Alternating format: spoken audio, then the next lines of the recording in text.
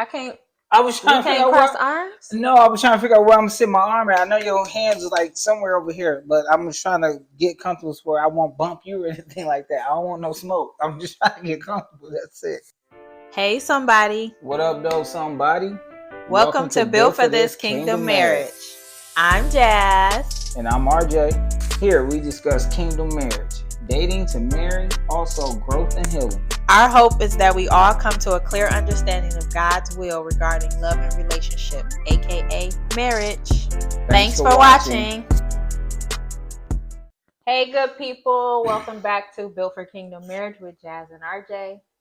We have an interesting topic today. And I want to put it in a segment. That's if we start doing segments, is talk about it anyway. So today we're going to be talking about finances is a high reason for divorce nowadays. So before we start, I want to start by saying Proverbs 29 and 18. If you go there with me, I'm coming out of the New King James Version / Amplified. It says, where there is no revelation, the people cast off restraint, but happy is he who keeps the law.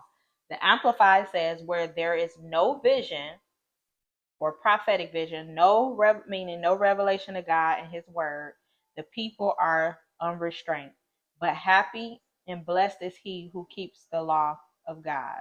Their unrestrained means where there is no active leadership or to lead. So that means that the people are going to be not led, or they don't have leadership in that area. They don't have revelation. Again, if you don't have revelation, you're going to be uncovered naked. So you're going to be bare. You're going to be doing whatever is how I look at it. Like you're going to go any which way when you don't have revelation. So with that being said, finances, I believe, is something that needs to be talked about. It has to be talked about if you're going to be married, regardless of if there's differences or disagreements at first. You have to talk about it to come to an understanding of what my views are or your views are, and then your partners, so that we can come to an agreement or some type of foundation regarding the thing. Now, at the end of the day, we could say finances all day. I believe more so I do lead in the financial area in our marriage, but at the end of the day, my husband is the lead. So no matter what I feel or want or know, I'll say that even. Yes, I lead more, but an example we have the other day, I had to say, babe, what do you want to do? What are your views on this? So again, that is why I'm bringing up that scripture. Where there is no vision, the people cast off restraint. Or where there is no vision, the people perish. Meaning, again, you'll go whatever way. So we have to talk about finances. So what I have here, is Hebrews,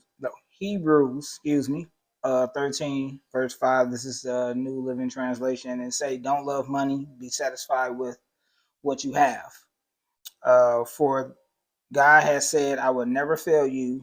I will never abandon you." And the reason why that came to my mind is because of sometimes some of us are tight-fisted, real tight-fisted when it comes to finances. And we have to also be open-minded, and we also have to come with a generous heart, not, to the extravagant point, but with a generous heart of knowing that, okay, we got to tithe and whatever basic structure that you have, formatted when it comes to your finances. Yeah, when it comes to the household.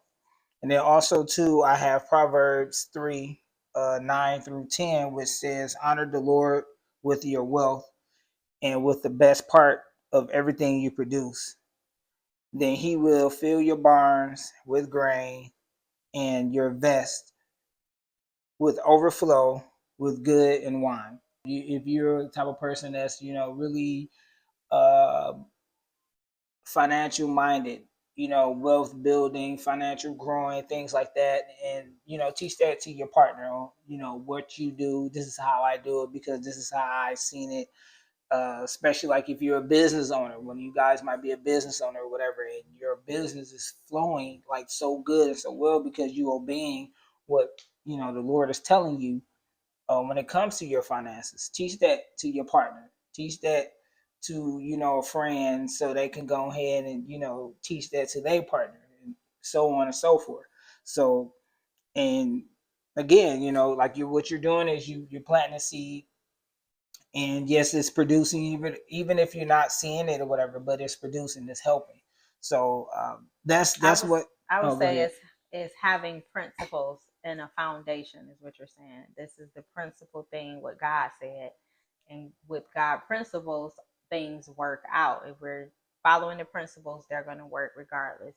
So this is why we can see people that are not necessarily followers of Christ, they succeed in the financial area or in wealth because they're following a principle. The principles are there. When you follow them, you get the result. Your foundation, when you have a foundation of that thing, you get the result.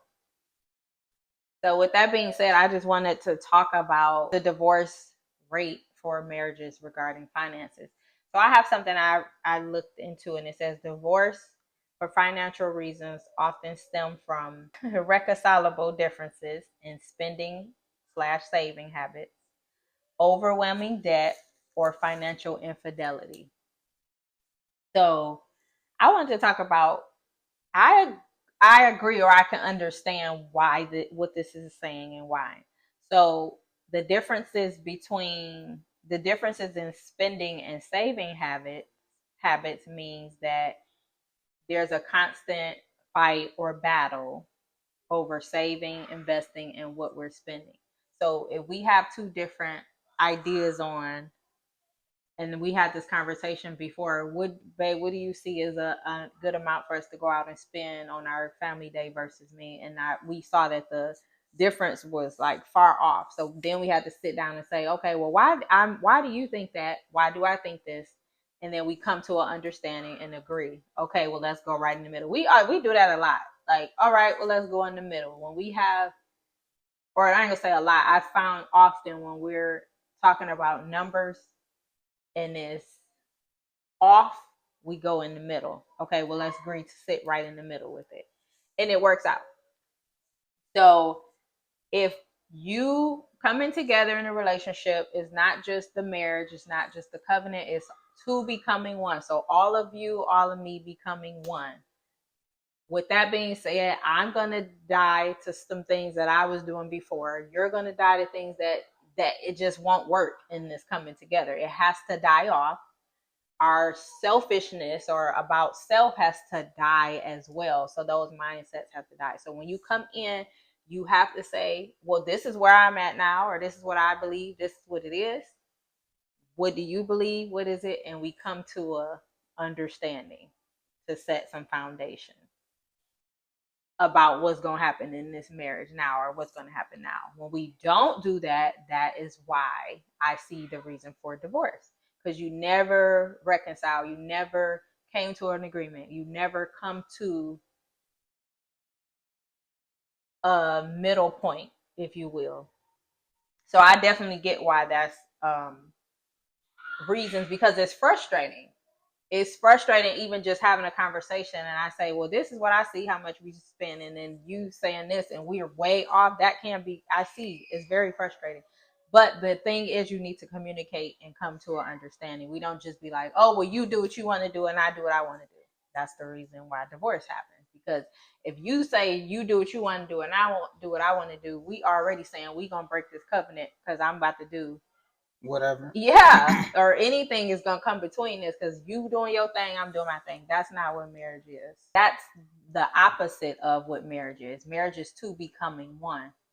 If I'm saying you do your thing and I do mine, that's one and one coming together, and it's gonna go whichever way we feel in the time. Whatever we one just say whatever, forget it, and it's gonna be this because one and one coming doing our own thing is always going to be this, allowing the enemy to come in. I hope that makes sense. Making way for the enemy. I think about the three stranded cord where somebody did it, but I don't know how to do it, where you got the three strand where nothing can come between. But Jesus in the center and us intertwining with the Lord, nothing gets between. But when you have the separation already there, everything on get in between. So I do understand why they're saying that that's a cause of, because again, never coming to an understanding or an agreement. I like just growing up, I Mm-hmm. seen that a lot. Like married couples, family members pretty much, where they had their own separate thing. And I Mm-hmm. never understood that. Like I mean I wasn't in the word. I didn't, I wasn't Mm-hmm. reading it, but I knew like I never It's off. understood that That's it not was right. off. Mm-hmm. Yet and Same. still growing up, that's what I thought that was supposed to be. And Mm-hmm. till I heard um a relative of mine married, they said something, you got your half and I got my half. And I'm Oh like, wow. what? Like, it was just like, huh? It sound, and when Mm-hmm. you hear that, it's like, what, y'all roommates? Like, what That's what is I was going gonna on? say. You Like, setting it up to be we just live together more yeah. so. And That's what it sounds like and look it was like. just it was just so off. And all that we're saying a foundation. The foundational thing should be first of all what God says marriage is, to becoming one. But then from there you have foundational. We're building together.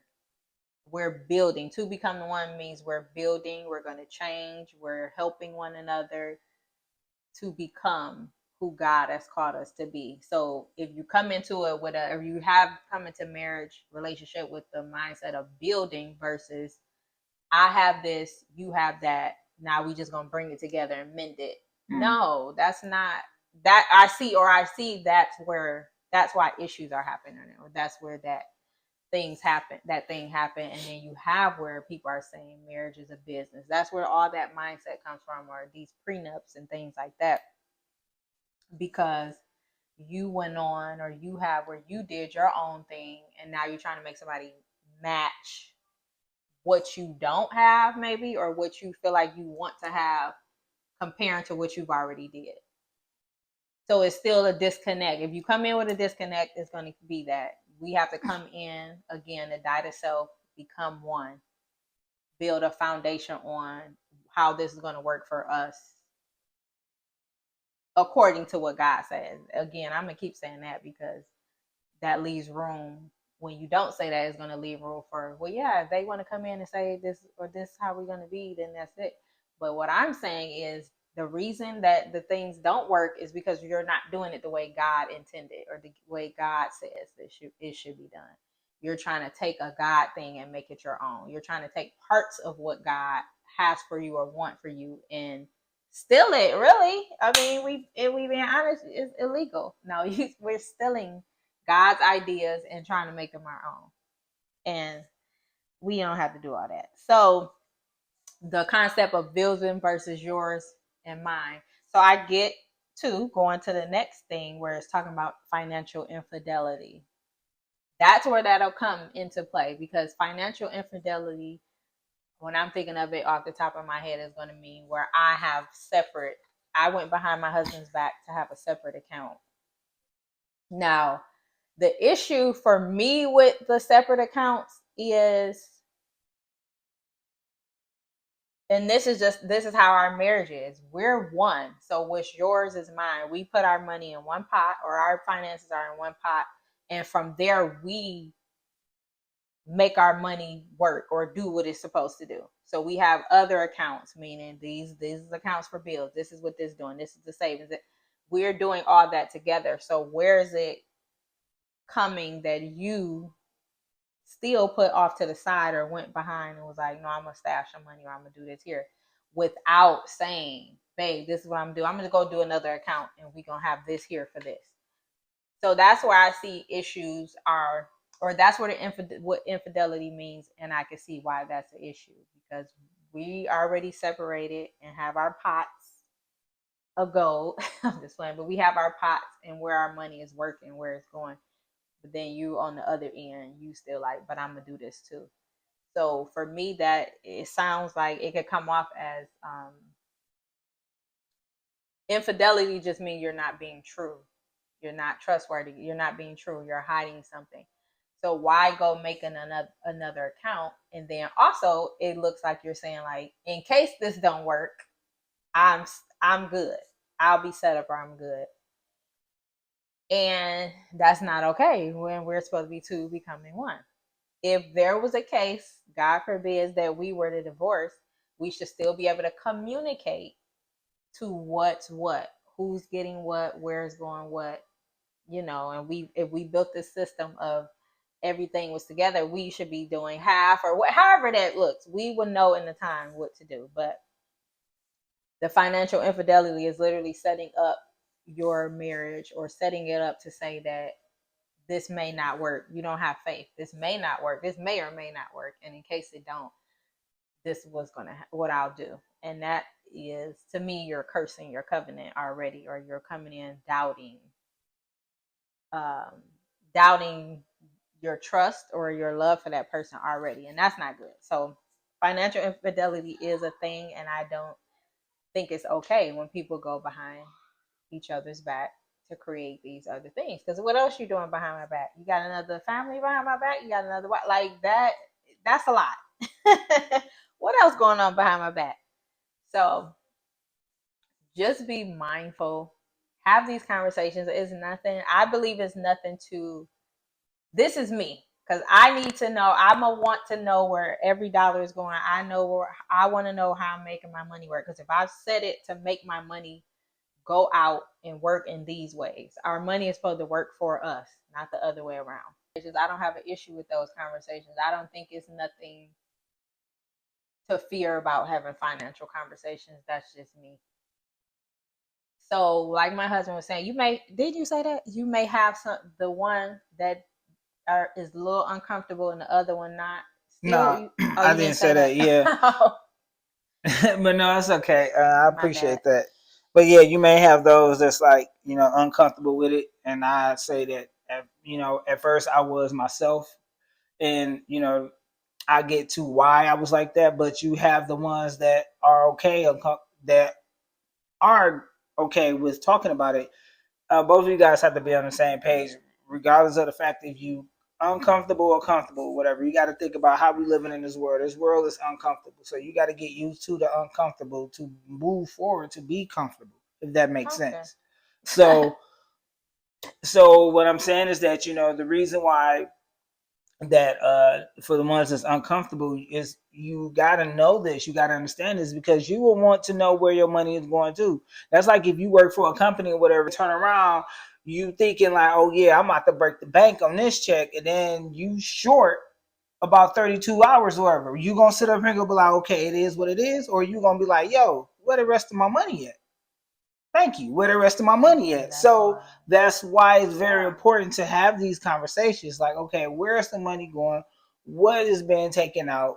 What is set up on an automatic payment? So you can have, so you can have it written down or whatever, so you can remember, okay, this got to be taken out on this date. So therefore, when that is being taken out, this is going to make us have this. You got to know that. Know your You got to numbers know is your what numbers. You got you to know your said. Yeah. numbers, regardless of the fact if you don't want to feel uncomfortable. So going back to the reason why, and I speak for myself, if I speak for those who've been in this position, thank you guys for listening. The reason why I felt uncomfortable first about finances was because that a long time ago I was in charge over the finances in my past. Things just kept getting all like disco bobbleheaded, and I was like, okay, what's going on? Had a conversation. In the conversation, I was doing the talking, and then it just got brushed off. So I'm like, okay. So after a while, when that cap happened, I was just like, you know what? Forget it. I'm just gonna do this. Yeah, the relationship ended, but it was just like, okay, I'm gonna just go do this. And it was like I felt off, and I had that carefree attitude, and it was just long as my bills are being paid.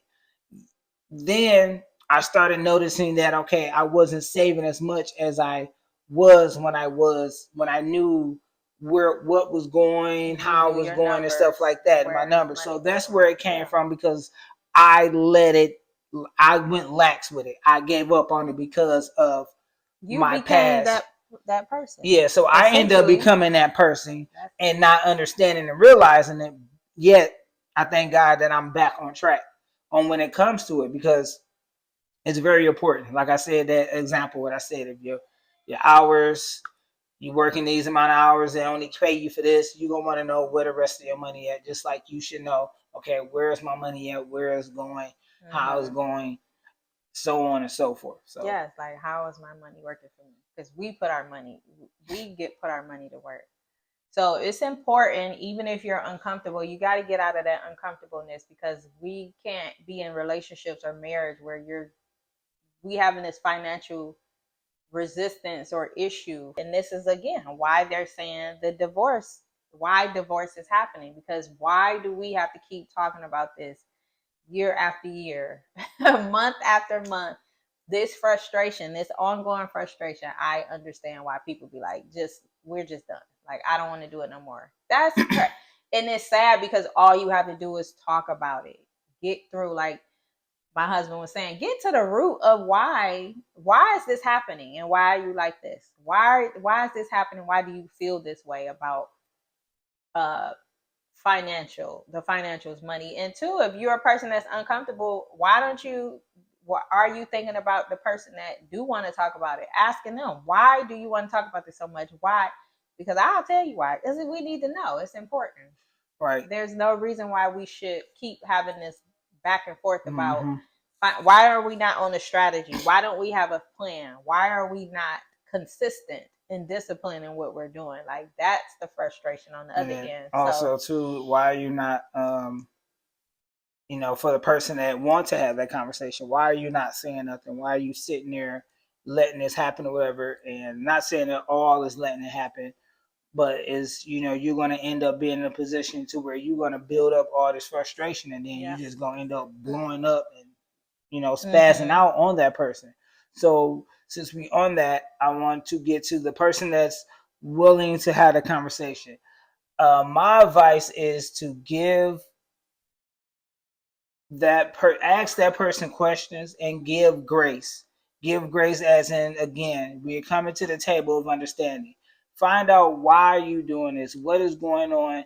Don't cut that person off because you frustrated, you mad, you irritated. Just let that person speak on what's on their heart and how they Mm-hmm. feel, even if they do come off a little a little edgy, whatever. Someone has to be the calm person in the conversation, so why not be you?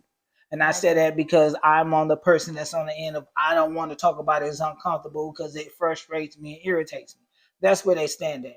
But you, on the other hand, you stand at an understanding because you want to know, can we have this conversation? What is going on? Why you feel like this? Why? Whatever. So Yeah, it's why? so pretty much it's best for you to come that way, understanding, giving grace, and then okay. Last question, how can we How? fix Yes. this? How are we How gonna? can we fix Mm-hmm. this? And like I said, playing both sides, I get it. I understand.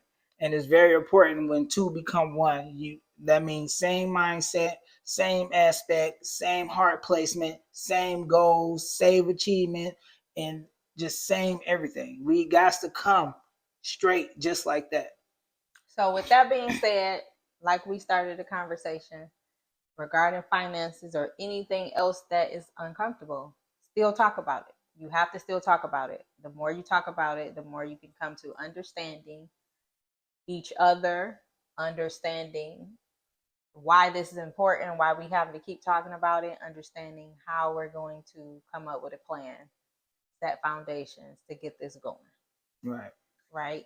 And if you have nothing else, you always go back to the word. What is God saying about this? That's the always. Okay, you feel this way, I feel this way. What do God have to say? So with that being said, we just pray that those conversations that need to be talked about, you still talk about it. If it's uncomfortable, okay, find a way, still talk about it, because it has to be, because divorce is not an option. Right. Not over no finances, no. Mm-hmm. Not over something that could be talked about, no. Not something that could have been understood and resolved, no. So, with that being said, we pray this was helpful. And we will see you guys in the next one. Thank you for tuning in. God bless you guys. Bye.